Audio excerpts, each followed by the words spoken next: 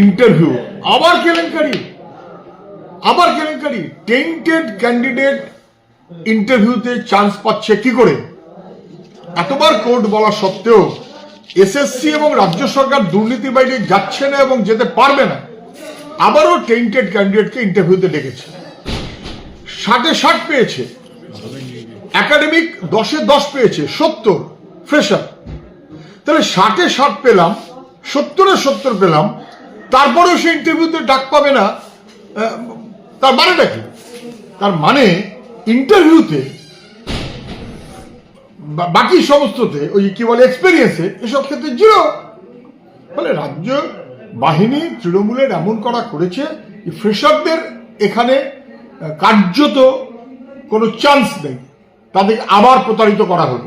1, 2 টেন্টেডদের আবার ডাকা হলো, এবং তাহলে তার মানে দাঁড়াচ্ছে যে কাকর মিশিয়ে চালগুলোকে বিপজ্জনক করা, আবারও যোগ্যদের বিপদে ফেলা। এর বাইরে তৃণমূল যেতে পারবে না। তৃণমূল টাকার খেলা, আর কিচ্ছু জানে না।